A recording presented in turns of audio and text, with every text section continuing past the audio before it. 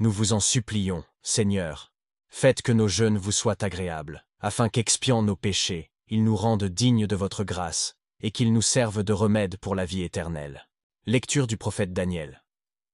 En ces jours-là, les Babyloniens se réunirent auprès du roi et lui dirent : « Livre-nous Daniel, qui a brisé Bel et tué le dragon.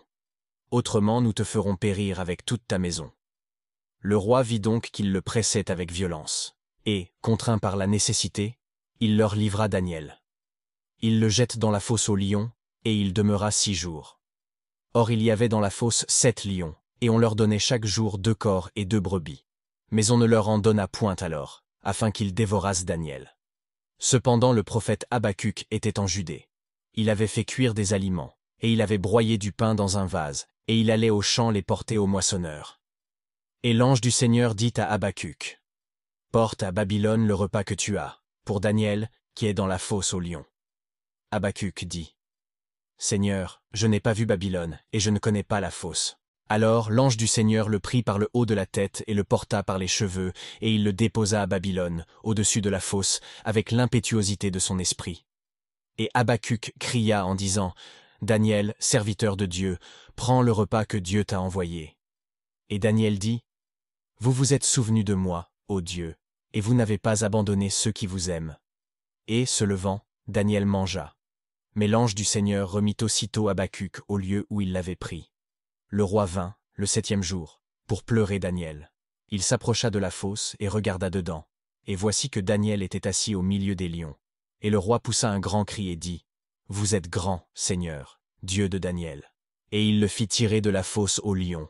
Puis il fit jeter dans la fosse ceux qui avaient voulu perdre Daniel, et ils furent dévorés devant lui en un moment. Alors le roi dit : « Que tous les habitants de toute la terre tremblent devant le Dieu de Daniel.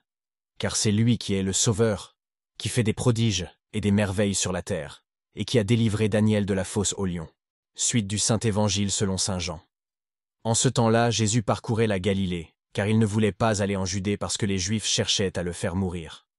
Or la fête des Juifs, dite des tabernacles, était proche. Et ses frères lui dirent : « Pars d'ici, et va en Judée, afin que tes disciples voient aussi les œuvres que tu fais.